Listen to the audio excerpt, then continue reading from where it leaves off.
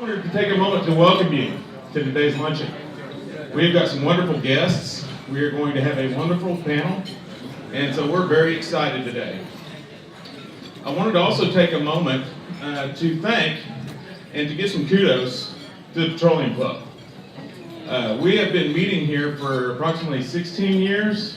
Yeah. Shannon? 16 years, and due to some recent parking changes, they have made our location a little bit less than firm and a little bit more variable. So I wanted to recommend that everybody pay diligent attention to the location announcements over the next few months, and know that we are working with Hushang and the Petroleum Club. And just give Hushang a round of applause real quick. Thank you.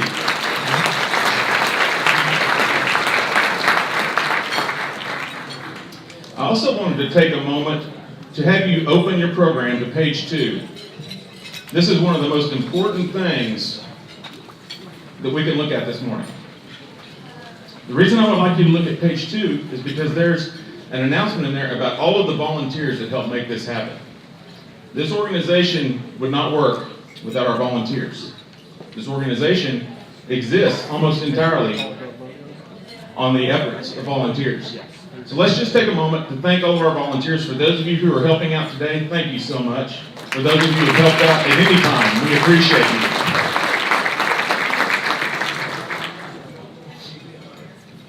That being the case too, I wanted to take another moment to express some of my thoughts on why I think it's important to be a member of the Oklahoma Ethics Consortium. Number one, in my job history, I worked for a gentleman named John Rex that many of you may know.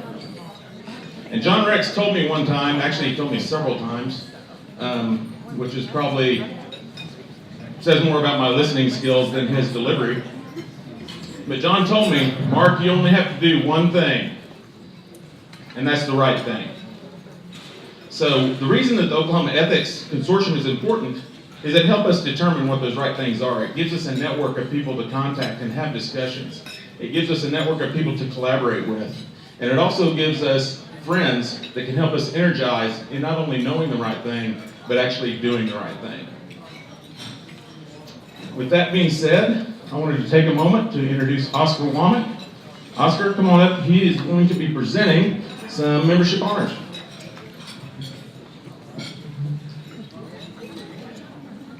Good morning.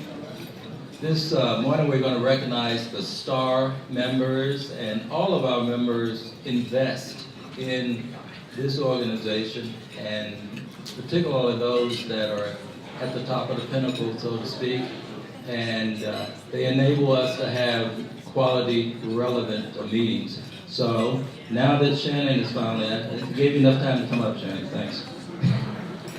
So I'm going to name the companies, call the name of the individual representing the company, and then the company, and then Shannon's going to hand you your award. And then if you would, immediately after that, go over to the stairs where there will be our very qualified photographer who will take your picture. So without any further delay, Margaret Vickers, American Fidelity.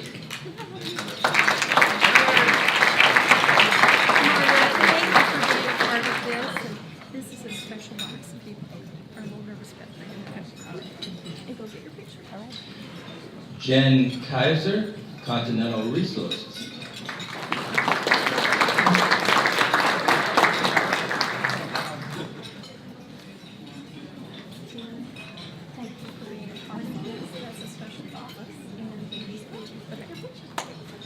Jacob Carter, Enterprise Holdings.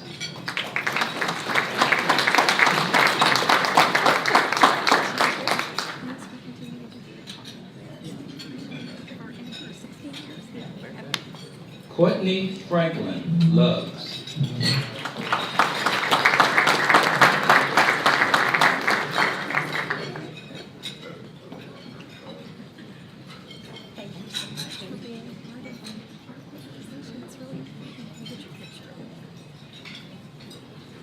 One of my favorite people, Merlin Latham, faculty and TAD.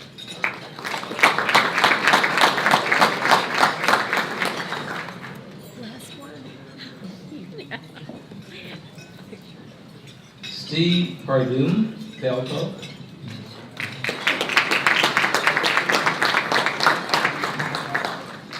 There you are. I thought you were up here looking all over.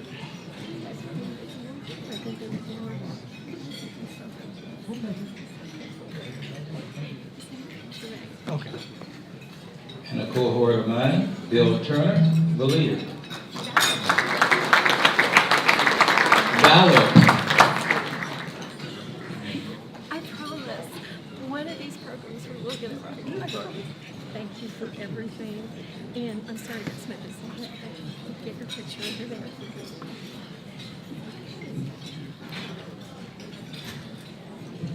Thanks, Oscar. I appreciate it. I'm Shannon Warren, the founder of OK Ethics, and I've got some really exciting things going on, so I want to share that with you real quickly. And we're going to give you a little preview here in a minute, but page 3, if you'll look at that, you'll see our upcoming events. And we make those really big, so you can take them and put them on your bulletin board. You can make copies and share with people you want to invite, and we really encourage that. This weekend, we have the high school, Seed has the High School Ethics Bowl. And I know we've got some teams here that are competing. I'm really pleased to see all the students we have today. You look pretty sharp. I'm impressed. And I see competitors who are coming back for another year. So, High School Ethics Bowl will be January 19th. Shannon Hubert said, please, please ask for some more volunteers to run, to help with scoring, and 35 teams from across Oklahoma. They really need your help. And it will be hosted by OSSM. So you'll see her contact information. If we're talking about making the world a better place, here's your chance. January 19th, contact her. The next thing I'm wanting to acknowledge is the award applications will be due on March 29th. And we have a very special presenter for that. You've probably heard the slogan, "Don't mess with Texas." He came up with that. He also came up with, "I am an American." He's done so many incredible campaigns, but his heart is with companies that want to act with purpose to, again, make the world a better place. We got a theme going this year. So his name is Roy Spence, and we want to thank Kirt and the people at Benny Key for making it possible for us to host Roy Spence. Now then, I have an exciting preview. If you have not read Same Kind of Different as Me, you really ought to read it, or see the movie. It's on Netflix. But we're going to give you a little preview about the February speaker. All right, we have Q1. If I told you my story.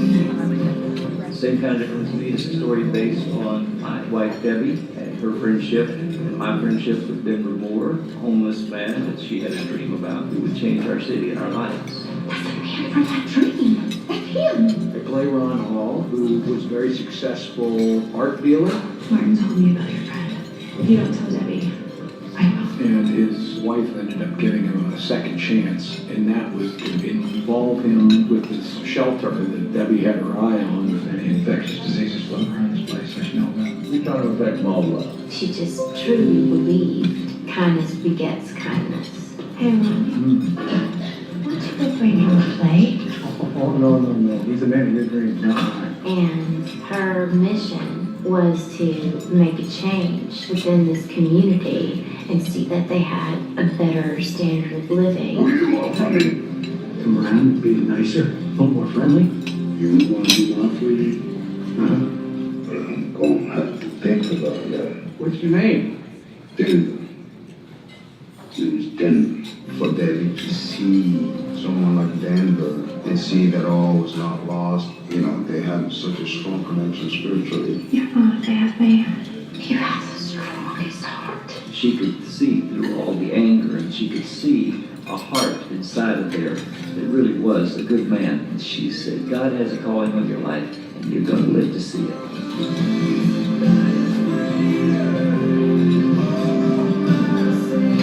One of the things that I love about this story is that there's so many themes of healing, and it's about a long-time relationship worth enough to make the effort to repair it.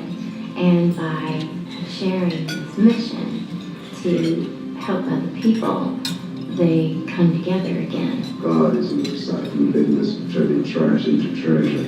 I believe instead he must be his busy employee. Denver always said, I'm just a nobody, trying to tell everybody about somebody that can save anybody. I think it's a story worth telling because it is about forgiveness, and I think it's a hopeful story. Amazing. How far over 10 or 11 care can go? I think that it tells honestly the story of some people who got more out of something than they gave. They all changed in different ways. I just spent a lot of time worrying. I was different from other people, but what I found out was everybody's different. Same kind different as me.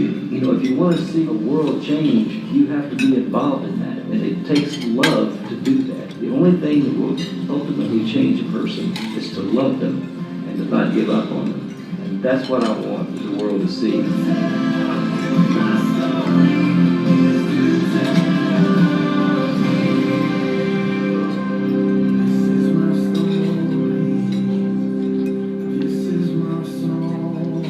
What do you think? Sound good? I hope so, because we need your help to purchase some additional tables. Now, I want you to know, I want to make this clear, that this is a gift to our OK Ethics members. And so you come, if you're a prepaid member, you come and it's taken care of. But we would ask your assistance in encouraging others to purchase tables. We'll be at the Cox Convention Center. And you get to hear, if you've read the book, you get to hear the rest of Ron's story. Because if you thought he learned from that first experience, you got to know he kind of messed up again. So you want to hear the rest of the story. So please help us. Nonprofits are discounted. If you buy extra tables for your member groups, that's severely discounted. So otherwise, just so you know, it's $125 per person. So please help us. We've never done a fundraiser before, so we could use a hand. All right, I think with that, I'm going to turn it over to Mark again, and we'll talk about our cutting principle. We actually talk about the discussion. All right. Thank you, Shannon. All right. This time during the program, one of the things that we like to do is talk a little bit about the A guiding principle. Does everybody know what the guiding principles of the OK Ethics Consortium are? They're on the back page. And if you go to the website and click about the Oklahoma Ethics Consortium, you'll see them right there. And you can download a printable PDF copy. And what the guiding principles do is they embody some of the actions, the thoughts, the philosophies that kind of define how the Oklahoma Ethics Consortium believes. And I wanted to talk about one today. And I wanted to talk about it in relation to kind of what we've been doing some in my office. There's a quote that we've been talking a lot about lately with my group. And the quote is that we do have a strategic plan. And it's called Doing Things. And that was a quote directly from Herb Kelleher, one of the co-founders of Southwest Airlines. He was very fond of saying that. And what it's about having a bias for action. We can have all the knowledge, we can have all the thoughts, we can have all the ideas, but it really does us no good unless we put them into action. It really does us no good unless we take the initiative to actually make change. Okay?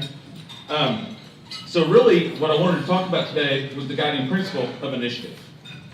It states that initiative is recognizing what needs to be done to help promote the mission of the consortium and taking action to assist in that effort. So again, it consists of knowing what needs to be done and then doing something about it. So, as we get started today, we do have a little bit of time, and this is a good thing because we also wanted to start today with a quick discussion question at your tables. Okay? So what I would like you to do is within the space of 1 to 2 minutes, we're going to go around to each of our tables with our table mates, and we're going to introduce ourselves by name. And then what I would also like you to do is actually state one way that you think that you're making a difference in the world. Okay? This could be something like recycling. My house, we're big on recycling. We're trying to make a difference in the world by recycling. Okay? It could be volunteering. You know? It could be world peace. Okay? It really doesn't matter what it is, as long as it's something that's near and dear to you and it's something that you want to express to your table mates. But it's going to relate today very much so to the topic that our panel has for us. So I want to give us a couple minutes. Just go around your tables, start at a random location. You know, Kim, it'd be a great place to start with you at your table. I'll pay for that later. And start with somebody at your table, and let's just do that. And we'll be back in a couple. All right, now for the report outs. We have some volunteers, and I am kidding. Okay. Now we're going to get hot and heavily into the meat of this afternoon's meeting, and just have a great panel of wonderful folks here. And I just wanted to take a moment to introduce Randy Ross with the Oklahoma Accountancy Board, and Randy is going to moderate this fine panel. And Randy, it's all yours. Great. I would say good morning, but we're now 1 minute past noon, so that makes it good afternoon. And it is my pleasure to introduce our panel, and in the program it has their bios, which are quite impressive. And again, it's my pleasure to talk about or moderate the topic of today, responsibility, making the world a better place. And as the information said, we have to ask ourselves, will we be known for just making a buck, or will you be remembered for making a difference? And our panel of experts will share best practices, focusing on broad corporate perspectives as well as individual responsibility of ESG, which is environment, social responsibility, and governance. So as we go through, I'd like to introduce Chris Kirt, who is Vice President of Corporate Governance and Secretary, as well as being Associate General Counsel at Devon Energy. Chris, right? Thanks. And we have Mike Tolbert, who is Vice President and Associate General Counsel with Chesapeake Energy. Mike. Kaitlyn Allen is President and CEO of Global Affairs Associates, LLC, out of Houston. And Dan Torpey, Dan, I messed that up. Torpey, I got it. Dan Torpey is a partner, and I shouldn't mess that up. He's a CPA, right? Especially with Ernst & Young. Is a partner with Ernst & Young, and he's the U.S. leader in investigation and compliance for the firm. So please help me welcome our panelists.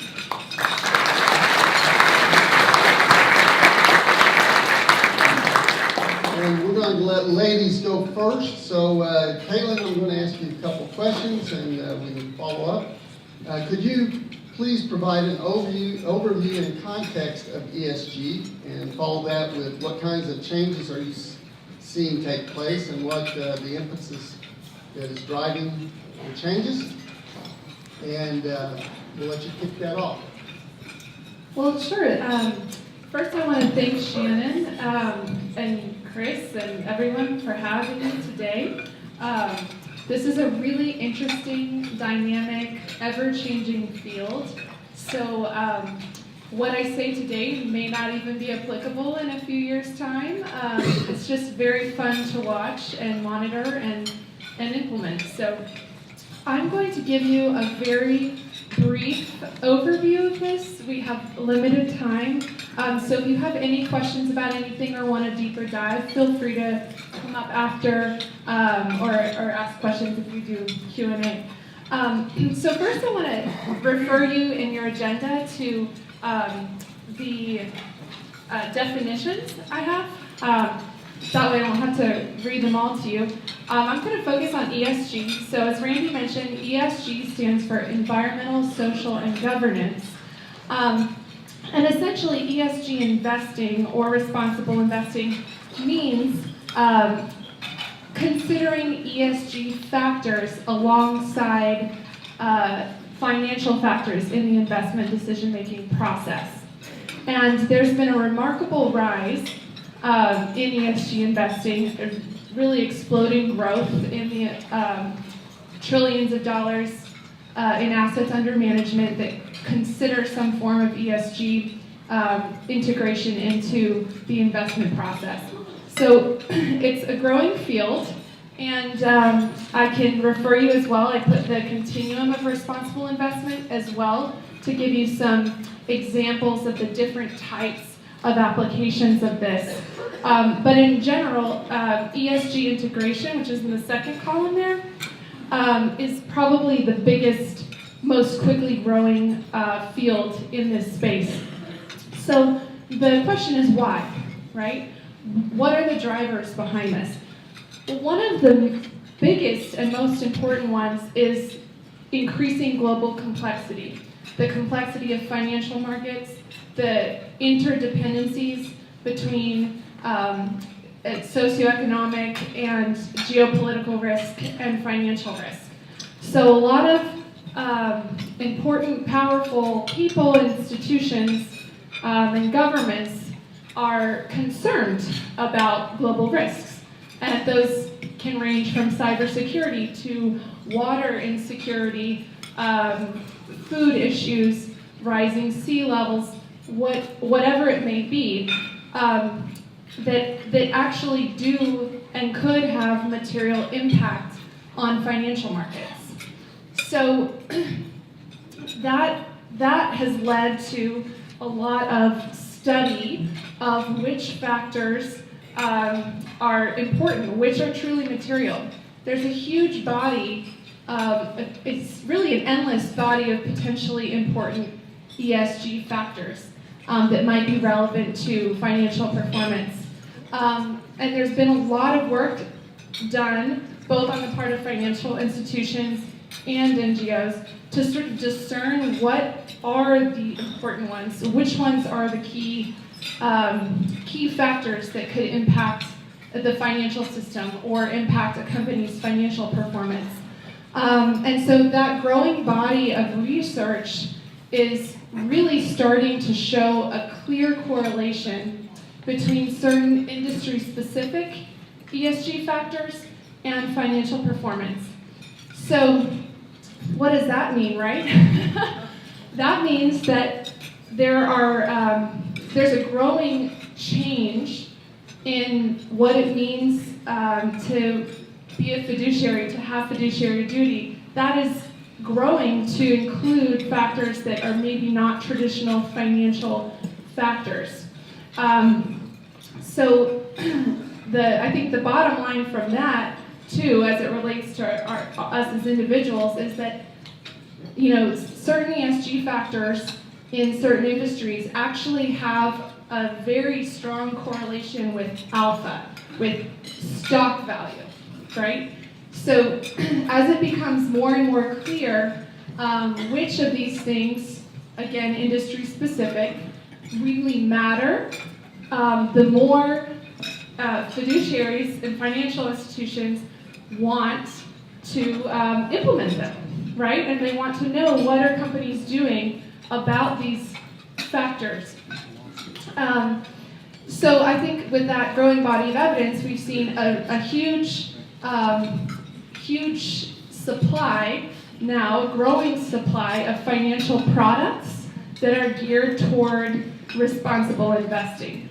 And something we'll touch on later as well, but it's something that is now at all traditional financial institutions, even the most traditional conservative financial institutions like Vanguard, who's known for not getting into the fad, so to speak, released 2 new ESG-focused ETFs this summer. ETFs are exchange-traded funds. So when a big dinosaur, sorry, Vanguard, but when a big dinosaur like that is getting on board, to me, it is a sign that this is really not a temporary trend. This is here to stay. And another very important factor driving this is the generational shift from baby boomers, the wealth transfer, to the 40 and under group, which includes millennials. And there's just a greater demand among that generation, that population, for more transparency, for particular environmental concerns, social concerns, and certainly governance concerns across the board. So I think all of those together have led to this rise in ESG. There's several other things I could go into, but because of limited time, I'll just leave it at that for now. With the exception of one more question, which I know was a specific question for this talk, which is how are companies rated on ESG performance? So the answer to that is it depends. And that's part of the challenge that's led to a lot of global efforts to streamline ESG reporting and disclosure guidance. But as of yet, for the most part, they're still voluntary, which means there's a plethora of options, so to speak, on how to disclose this type of information. And we're sort of in a wild west right now of trying to figure out what the most appropriate and most potentially financially material investor relevant information is. With that, I'll just leave it at, pass it back to you, Randy, and if there's anything specific we want to hop back to later, I'd be happy to. All right, Kaitlyn, I feel funny talking to the back of your head. I'm going to throw this to Chris. Building on what Kaitlyn just shared, can you provide some Devon context for the emergence of the ESG movement, and when did Devon reach an inflection point for addressing ESG matters, and follow that up with share with us some of Devon's activities related to ESG. Yeah, great, glad to. Thanks, Randy, and thanks OK Ethics for hosting this event. I think this is an important and emerging area that people need to embrace and think more about.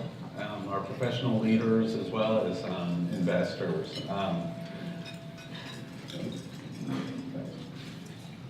And thanks, Kaitlyn, for giving a great introduction to the topic. So what I'll do is give a little bit of a corporate context, maybe a longer term corporate context to this issue, and then kind of hone in on what Devon has done and what Devon's been thinking now that we've kind of reached and passed that inflection point. So a large corporate entity like Devon, we have 4 primary groups that influence our decisions and decision processes. So that's our board of directors, our employees, our shareholders, and our stakeholders. And I think in the United States for a long time, the 2 groups that really held the biggest sway were employees and boards of directors. But in the 1970s and really 1980s, some corporate raiders like Carl Icahn became very famous because they engaged in proxy battles with the leadership of corporations. So boards of directors would go through annual meetings of stockholders that were typically pretty pro forma and very quiet. And instead, folks like Carl Icahn came into the room and were demanding change. And I think a lot of that was based on mistrust. So I think some of those corporate raiders felt like corporate assets were being mismanaged, leadership wasn't as engaged as it needed to be, and same with the board of directors. They really kind of rattled things up. And then that culminated, I think, in 2001 with the meltdown that happened with so many companies. And of course, this room knows probably as much as any room would of any event in town is the meltdowns that occurred on the financial side. So you had all these accounting fraud issues, companies like WorldCom, Enron declared bankruptcy. And I think that seemed to be a tipping point. So you had Sarbanes-Oxley adopted. In some ways, I think that ESG is a continuation of that movement of shareholders to influence corporate decisions and to influence the boardrooms. But I think the matters that are at hand with ESG have really transitioned, and Devon's experience really illustrates that. So in 2009, so first annual meeting that I participated in Devon, we had a single stockholder proposal. and it dealt with a very discrete issue. So it was attempting to modify a bylaw provision that dealt with our voting standard for our directors. So really just a governance matter, and at that, a somewhat discrete issue. So 9 years later, the 2017 annual meeting, we had 4 stockholder proposals, and then in the following year, we had 6. And those proposals really ranged across a variety of topics, and I think illustrate some of the classic ESG topics. So we had environmental matters that were coming before the vote, we had climate change, we had political contribution reports and things like that. People were looking for more information and really focusing in on some detailed matters. And so for us, really, the inflection point grew from there. So 2017, we had a lot of stockholder proposals, and then our president and CEO, Dave Hager, went to an investor conference with our IR team. So flying right out of our June 2017 meeting, Dave went off to Boston to an investor conference. And typically, when those folks go to these conferences, they expect to talk about the business and operations at Devon. So talk about your wells. What are your new prospects? What do you think your long-term prospects in these new plays are? And instead, they were asked a lot of different questions that dealt with ESG matters, which was a little bit of a surprise to them. They're being asked about thoughts on climate change, political contributions. Hey, are you guys publishing a report that discloses all your political contributions? And people were really honing in on some of our governance practices, risk governance practices, more than ever before. And so Dave returned from that conference, and he was concerned. These were new questions for the conferences, and he asked us to think about, how could we respond, and what are the different ways we could address it.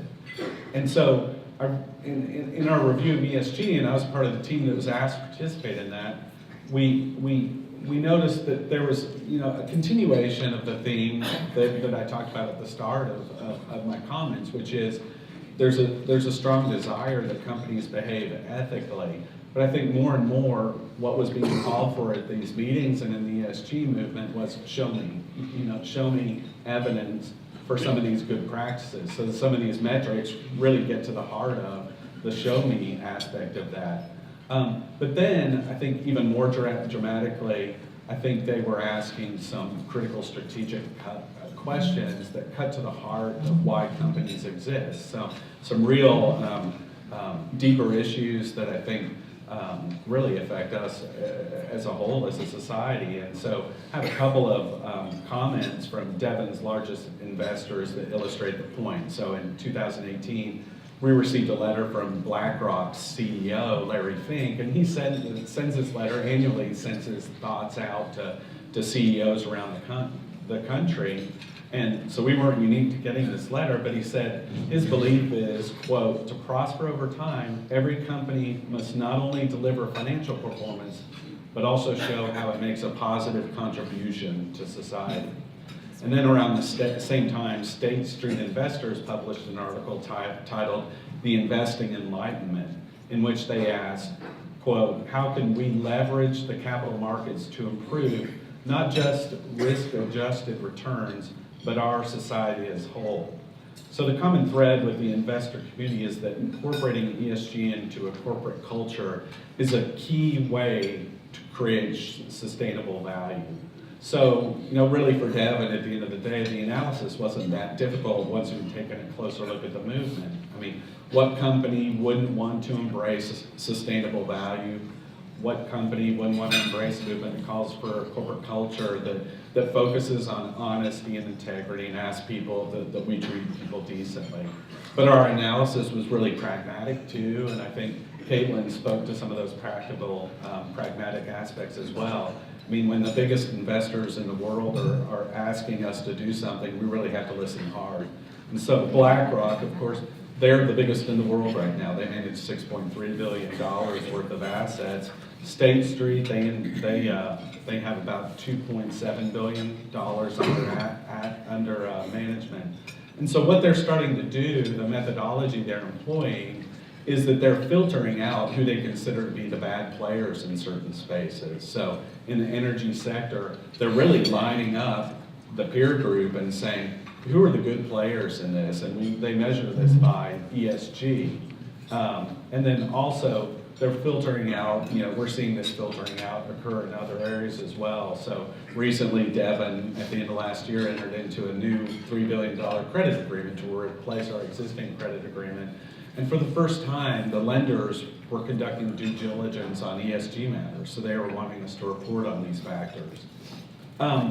So talking about a little bit more, transitioning over to the governance aspect of it, and the question of how do you start and maintain an ESG program.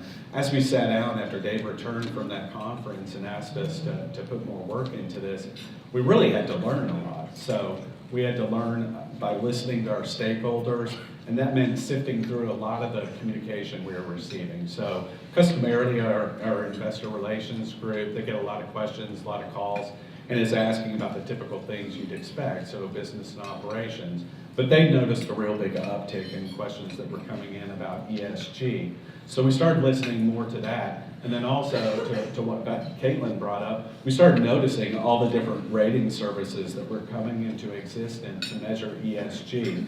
So we were looking at those more closely than we'd ever had before. And so if you look at materials in your slide deck, you'll notice on the Devon page there in the lower right, what I did was plugged in our performance with 3 of the key rating services, and we're tooting our horn a little bit with the ratings that I put in there.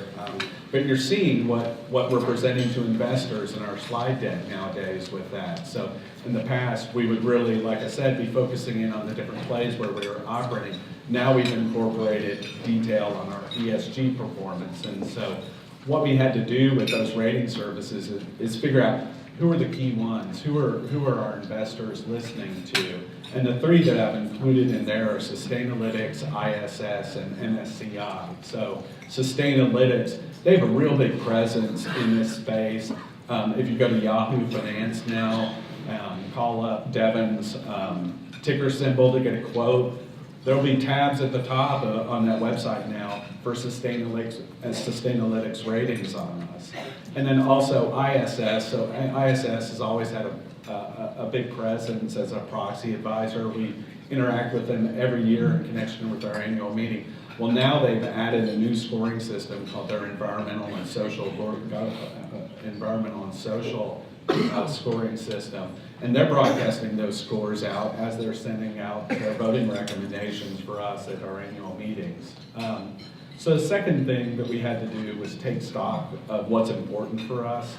Our outside consultants, so Kaitlyn and her group came in and met with our top executives and also engaged in breakout sessions with some of our next level leaders at the company. And all of that was, the purpose of it was to determine, okay, what's material to Devon in the area of ESG? And that was sort of an industry-specific conversation. So the metrics that matter in the ESG space really vary industry by industry. But also, for us, it meant taking a real look introspectively at the company and thinking, okay, what's authentic to us? We're not going to be able to perform at a 100% level on every single ESG metric, but what's important to us and where can we really focus our efforts and show an outperformance. The third thing that we did was we established a governance framework. So you can see in your materials for Devon that we established an ESG steering committee. And so that committee, as you can see, is comprised of some top-level leaders in the company in key areas for ESG performance. So the head of our environmental health and safety group is a part of that. We have governance professionals, legal professionals, the head of our government affairs group are all involved with that.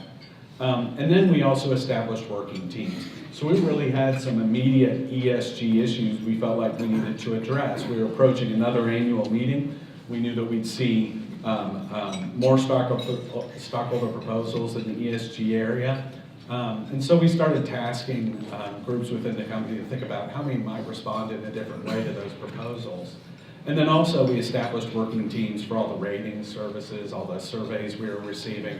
So we found the subject matter experts to look at those. And now when we get these 50-page reports, and they're really voluminous, you'd be surprised how many questions were asked. They can be 50 pages long, and they ask a broad range of questions that ask questions that pertain to a lot of different areas within the company. And it was finding these people within the company who could answer those different questions. And we wanted to establish consistency. So we're getting similar questions. They have a little bit of difference each time to them, but we want the same people within our groups answering those questions so that we're establishing a consistent message. And Chris, that's a good point for me to segue to Miles. Miles, you've got a good background in government and have a unique perspective. Can you tell us how Chesapeake has developed a culture and embraces environmental awareness? And let's start with safety and expand to your environmental compliance as you build your company-wide culture. And then I'm going to follow up halfway through your time, if you don't mind, with another question. No, that'd be just great.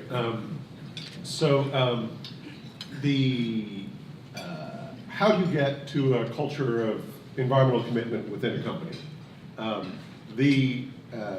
Where we started was with safety. You know, I think that if you try to identify what's the principle, what's the one thing that you could get universal acceptance of from the C-suite to the guy on the floor of the drilling rig, it would be, look, at the end of the day, everybody's got to make it home safe. Everybody's got to make it back to their families in one piece. And you have that, and then you build on that. And so there's a logical sort of follow-on that, well, to live out that commitment, well, then you're going to need to have steel-toed boots. And, well, you're going to need to have harnesses to protect you from falls if you're up high. And you'll probably need to have gas monitors to register if there's an unacceptably high level of sulfur dioxide. You're going to need to have plans in place and equipment in place to take the high pressure gases that you're pulling and fluids that you're pulling up out of the ground and keep them where they need to be. And those things, those steps that you would take to protect your workers, to protect your team, to protect their safety, is also what you would do if you were beginning to build a focus on environmental protection. And then you take what you have then built out as part of your environment, health, and safety department, and you make it what the whole company does. You make it part of the company culture, and you make it literally everybody's business. So I was a lawyer in private practice before I went over to Chesapeake. And when I was still kind of winding things up with the old firm, I got a call from the company, and they said, well, we'll need to have your jacket size. And I thought, wow, is this like some kind of cool blazer you get when you go work, you know, for the big company? And it turns out the jacket, and they also needed pant size, were for fire-resistant clothes. And when the lawyers are getting fire-resistant clothing, you swallow hard as you're going into this company. But I use those sometimes in those kind of rare instances when I'm actually out at a well site. But the purpose of issuing them to people was to emphasize the connection between what all of us do and safety at the company. And so when, for a meeting like this, where we have people coming into to Chesapeake from elsewhere, wearing suits and ties to talk about something important, we would absolutely have started any single meeting like this with a safety briefing, just like we would at the beginning of a shift at a well site. And that's part of what's done to sort of develop this sense of culture. And everybody, of course, gets safety training and environmental compliance training. And then because it's part of your job, everyone in the company, their bonus is affected by the company's environmental performance. The bonus pool at Chesapeake is determined in part by the kind of standard business factors that you'd expect. What would be a good year, what would be a bad year. But that includes whether or not it's been a good environmental year. Have we kept our number of spills down? Have we kept the accident rate low? And if we do, everybody benefits. And if we fall short, well, then everybody feels that in their paycheck. And that is part of making it literally everyone's job. So the scariest part of this in some ways at the company is, and this is not unique at Chesapeake, I want to stress that a lot of what we do at Chesapeake is something that you will see elsewhere in other companies, including companies in other industries, but is stop work authority. Because the health and safety and the environment is everybody's job, it is literally the case that everyone in the company has the authority to stop a process, an activity, if they determine that it's unsafe, that it doesn't comply with the law, or that it endangers the environment. And so it is truly the case that you could have the guy delivering sandwiches to the team on the rig, and if he saw something that he didn't think was right, the whole multi-million-dollar operation would come to a halt until they worked that out. And that is a radical approach, but it has absolutely worked for Chesapeake. And it has worked because what we've done is we've taken safety that everybody can agree on, build that into a robust compliance program, you expand it into a culture for the whole company, and you make it everybody's business to be focused on health and safety and the environment. And it's been, at least for us, a successful approach. And that's great.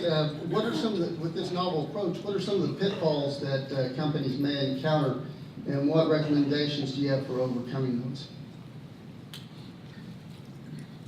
Well, I guess that the biggest problem you would have if you decided that you wanted to sort of pursue more aggressively a sense of environmental commitment or environmental culture within a company is you get the response about, well, what about the dollars and cents? I mean, corporations or private businesses don't exist to operate as environmental foundations. They're there to, to make a product, provide a service, and make money while doing so.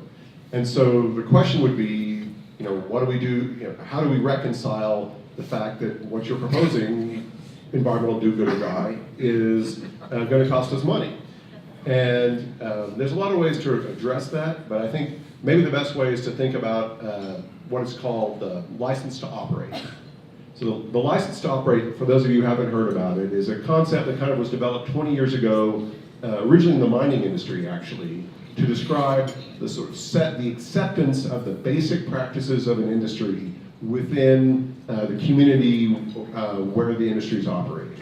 And the idea is the license is a metaphorical license. It's not a legal license, but it's what you have to have if you want to keep doing what you want to do. One of the best examples of a failure to think about the importance, to recognize the critical role of the license to operate, happened here in Oklahoma in the mid-1990s. So in the mid-1990s, the law changed in Oklahoma to allow the ownership of agricultural land by corporations. And so for that, and for a variety of other reasons, there was a sudden influx into Oklahoma, which I'm sure a lot of you remember, of large, out-of-state industrial hog and chicken producers. And they came in and started establishing operations all over the state, and including a large swine facility immediately next door to a Methodist summer camp outside of Hinton, Oklahoma. And what the company that did that they thought, well, heck, it's Oklahoma, they love agriculture, they're business friendly, and we're bringing them jobs just when they need it most.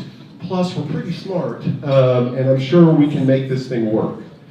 What they had not appreciated was that this Democratic Speaker of the State House of Representatives was a committed Methodist and really didn't like the idea of this large swine facility going in next door to Canyon Camp.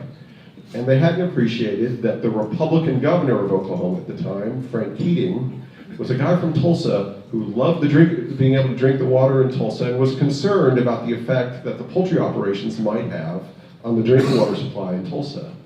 And the two got together, and a year later, Oklahoma had one of the strictest set of regulations of these industries of any place in the country. And the Attorney General was hounding these companies at every turn. And the newspapers were filled with negative editorials about companies that, frankly, I think a year or two before expected to be greeted as heroes for bringing these investment into the state. And the result was that the whole industry was set back in Oklahoma probably by a decade. And what it shows is that you can have every permit the law requires. You can have paid for every registration fee that is mandated. But if you lose the social license to operate, your business plans are just not going to be worth anything. Very good. Thank you so much. Dan, that's a great place for you to pick up. And I have 3 or 4 questions I'll roll up. Okay. As an investigator, you've encountered many different situations that companies who thought they were on track only to discover that their approaches were not properly integrated, maybe like pig farms. Could you please share some of your experiences and lessons learned? And do you have some special advice for auditors that may be in the audience as well as our others? And tell me what EY's initiative for their integrity agenda is. Well, thank you, Randy, and thank you, OK Ethics, for inviting me up here, and panelists. Great discussion, and indeed, we're seeing a lot more companies invest in these areas, which we think is great. As mentioned, I work in our forensic accounting, forensic investigation group. So, has anyone seen the movie The Accountant? Yeah. Right? So that's what I do for a living. I really can't talk about my clients. I have 4 teenagers, and I made them watch that movie. So in that movie, his choice of weapon is AR-15. I don't use an AR-15. My weapon of mass destruction is a calculator. So just talking about some issues that we see in the market and some that are public we can talk about, and then some other experiences I can share with you. So just starting very close, a small family-owned business in Arkansas called Walmart was operating 8-9 years ago in Mexico, and the government invoked an investigation for, and it's all settled now, it's been in the papers, but allegations against allegations against Walmart for bribing what's called justeros, Mexican middlemen, to help them get license and permitting where they're building their stores, distribution centers, things of that nature. And that, from there, from the Mexico part of the investigation, the government then expanded that to other countries. And so we were working with other clients, and we had a client in the automotive industry say to us, hey, we have the same risk that Walmart has. We're global, we're expanding, we have retail sites as well. We would like you to do a sort of kind of forensic audit to kick the tires in. We looked at over 20 to 30 countries where they operated to see if they had any issues of bribery, corruption, things of that nature. And we found some things, and they were looking to improve it, and it was a very good project, very big project. But one of the interesting parts I want to share with you is while we were working with them, their business was doing very well. We asked about the automotive industry, and they said, look, our products are doing very well. Where we can't compete, though, is we're really losing the market on diesel engines. And with the new emission standards and things to that nature, we just can't beat some of our competitors, especially Volkswagen. Volkswagen's out there producing products that have great gas mileage on diesels. We just can't.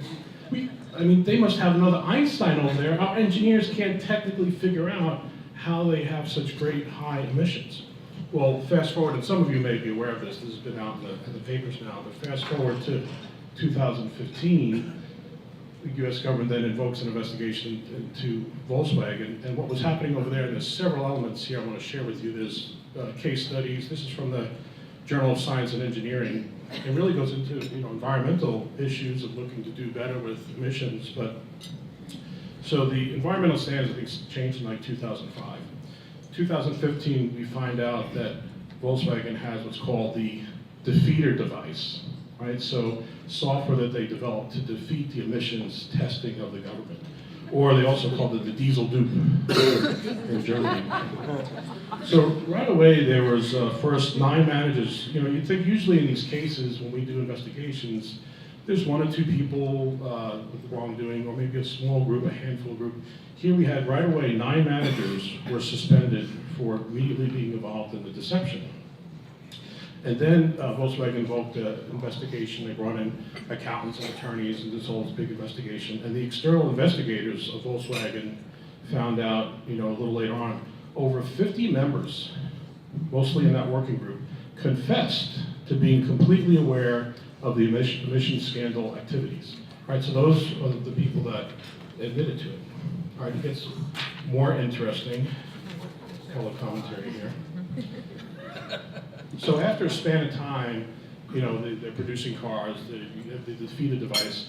The engineers in Volkswagen actually manage a way to find a solution to face and to test with the emission standards without cheating. They figure out how to improve emissions, how to improve fuel mileage, yet they prefer to continue rigging rather than implementing the method of correction.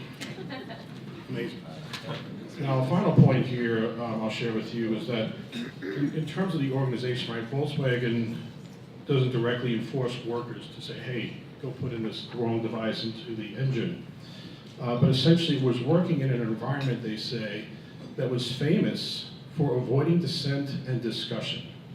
That even the human resource practices within the organization paved the ground for management to tell employees to consider, you know, if you couldn't complete a task or if you thought a task was operating the wrong way, to go find a better solution to go do it because there's someone else who could do that job in replace of you.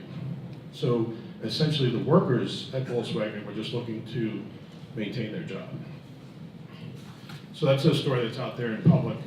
Something a little more closer to home in terms of also a company looking to do good. I recently finished a project with a medical device company, right? So this medical device company making prosthetics and orthotics, very high growth industry in terms of all the changes that have been developing in the medical device industry.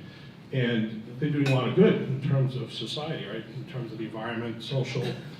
And they were growing through acquisition, acquiring IP, and doing a great job for society.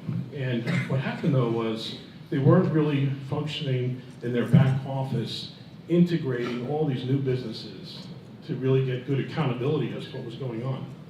So we get involved. What happens is the CFO retires the same year that their audit partner, not their audit firm, but the partner retires as well from the audit.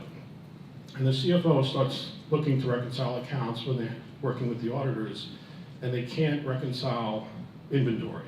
All their inventory accounts are coming up wrong. We get called in to start taking a look at things. There's a small fraud in terms of someone adjusting, monthly entries, things of that nature, a couple $1 million, but not too outrageous. But then that led, there's also, they couldn't reconcile accounts receivable. They couldn't reconcile revenues. They couldn't reconcile accounts payable. And this went across the company. They had to delist, right? They had to restate earnings for a 4-year period of time. And a fascinating thing is they couldn't account for their fixed assets, right? So they had about 400 or 500 clinics around the US. And I'm just gonna share with you some I'm an accountant, so I love numbers.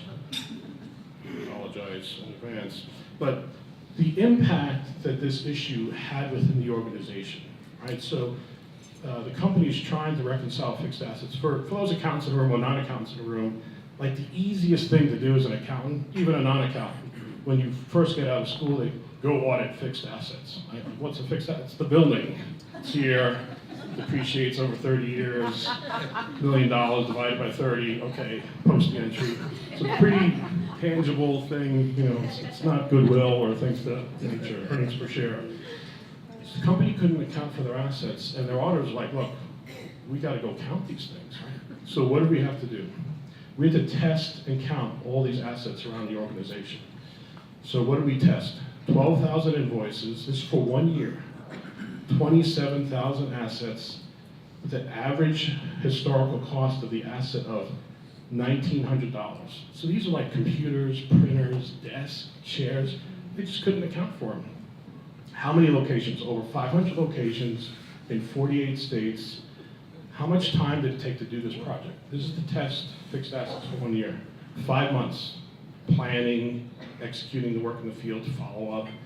How many people were involved in this process? Well, 20 from the Ernst & Young team and over 1,000 from the company, 2 at each location. So it's just a major bear and burden for the company. And people that we're working with in the accounting department, they didn't do anything. They're just trying to get this done, and it was a real challenge for them. They're now backlisted and trading. They really cleaned up things. But there it was not necessarily fraud that caused them issues. It was just poor accountability and investment. They were so big on growing and really not looking at the backroom operations and things of that nature. I do want to address, you had one or two other questions there, which is like, what can people do, whether you're accountants or a professional? And I like to turn to, there's a professor, Dr. Mary Ann Jennings. She studies ethics and compliance, has done a lot of studies with businesses on, how do companies fail, the ethical failure collapse of organizations. I just love the way she summarized it. So what are the 7 signs of ethical collapse? These are things you should look out for, within your organization or outside your professional helping out. Pressure to maintain the numbers. Fear and silence, an environment of fear and silence. A larger-than-life CFO, kind of like celebrity CFO. A weak board, board with the CFO's buddies or people that aren't really relevant to the business or things of that nature. Innovation like none other, right? So we saw that in the Volkswagen example, and also in the medical device, they're growing very quickly. You kind of scratch your head, what's going on there? And producing goodness in some areas to justify the bad that they're doing in other areas. I mean, this really goes back to the question we talked about before, trust, right? Are you working with an organization that you trust? And on a final comment in terms of the EY integrity agenda, we brought together a whole bunch of clients, about 20 clients, and we looked at our large investigations over the last several years. And we worked with Professor Solstice, who wrote the book, Why They Do It. He interviewed over 25 white-collar criminals in prison. Fascinating read. There's a YouTube video from him. But we worked with him and really honed down these issues of companies that focus on good governance, good culture, controls, but also use the data to get insights, right? Use all the information within the company to monitor what's going on. And Professor Solstice really says, look, the companies are spending a lot of money on compliance, and compliance sometimes is just like check the box or just kind of routine. The companies that are using the data-driven results and what we call to bridge that's going to bridge the gap between management's intentions, all these good things we're looking to do, to employees' actions, or management's actions, right? So the more data and more analytics we have around these functions, we believe it's going to be a better working world. Great. Thank you so much, Dan. I've got a couple things. I'll throw one back to Kaitlyn, and I'll throw one to everyone on the panel, and if we have time, I'll open it up to the audience. Kaitlyn, could you please share with us your perspective on the future of ESG? Happy to, thanks. There's several things. I sort of have a long bullet list. There's so many diverse factors that influence this, but so I'll hit them each pretty quickly, and again, if you want to go into anything after, feel free to come chat. I think one is going to be engagement from shareholders, and y'all can speak to that for sure. There's been a movement to Larry Fink's letter is a great example, a movement away from proxy battles and into more positive engagement, which I think is positive for everyone, especially shareholders, but also for the companies as well. Number 2 is I think that boards and executive management should become, if they're not already, become well-versed in ESG matters. I think the fiduciaries are going to be more and more interested in the competence of high-level leadership around these issues. Third, corporations, for anyone in a public company, you'll save a lot of money and heartache by setting out a reporting strategy. And that means because all of this disclosure is primarily voluntary and there's this plethora of frameworks and options, so to speak, I think over 200 indices exist, sort of questionnaires that a company might get. it can quickly snowball out of control. So taking time to set back and set a reporting strategy is absolutely fundamental to saving time, money, and a lot of heartache. 3 is that there's going to be more options for personal investment. And so I know a lot of you were interested in that piece. Everyone now that has a 401k or a SEP IRA or whatever you have, go home, take a look at your company, whether it's Fidelity or BlackRock or Vanguard, whoever manages your 401k. I guarantee you that they have ESG options now where you can actually go in and perhaps choose a thematic fund for something you're passionate about personally.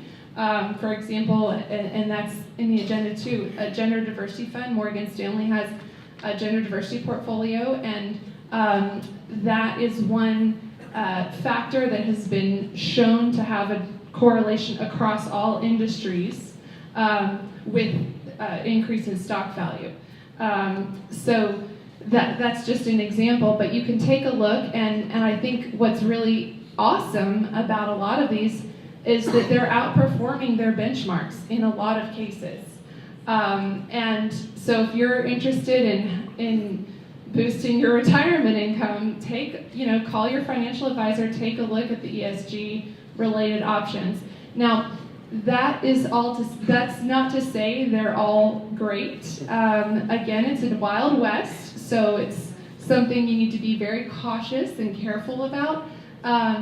But do the research, have your financial analyst do the research and as well, and maybe you can find something that's really a great option for generating alpha for you. And finally, and I think most importantly, I think we're going to see, as a result of this, a more resilient global economy. And that's really the point of all of it. Why do institutions care? Why do governments care? It's really comes down to a resilient global economy and the ability to create long-term value for all of us, for all of our children, and to sort of build up some resistance to some of the potential shocks that might come from environment, society, governance. There's great examples here today, but I think a lot of it is just gonna continue to grow, and the more we see this research and these certain ESG-related funds outperforming their benchmarks, the more you're gonna see of this, and hopefully lead to a more resilient global economy that's sustainably healthy and less vulnerable to financial risk. Right. Now I'm going to throw this out to everyone in the last couple minutes. Any of the panelists, what suggestions do you have for attendees who may not be in charge of an ESG initiative, who want to start one or just desire to make a difference on a personal level? So that's out to all the panelists. I can go ahead. You've got yours. Yeah.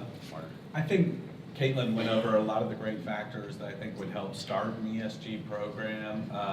I think business leaders, and it's not just public companies, need to familiarize themselves with ESG, with this movement, what it means to their business, and also maybe start figuring out what metrics they have at their disposal already that may be, leading indicators of business performance. Certainly all the institutional investors, they've got their data analytics teams, scouring these these bits of information to figure out how they can generate a better, fund performance and things like that. And so I think, it's also an indication that there's still a little bit of a Wild West mentality about this. It'll be interesting to see how things coalesce and whether it ends up being the subject of legislation. So right now, Kaitlyn, I think you touched on, some of the efforts with SASB to try and develop reporting frameworks so some of these metrics are standardized. So being aware of those things would be a good idea.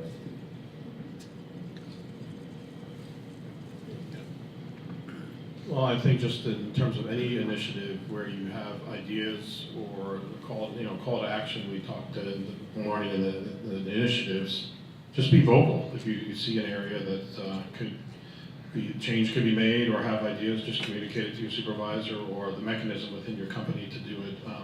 I know we used to have really lame training videos on compliance and ethics, and our organization really done a better job taking actual examples from within our organization. And I've been very vocal on, here's what I'm seeing, here's what we need to address. And the firm really has done a good job. We still have to painfully go through this and do the training, but a lot better job of, more specific examples of issues that are out there. So just, speak up and be vocal. All right, I'd like to thank our panel. We're out of time, and appreciate everyone on the panel. We'll stay around afterwards, but thank you all so much.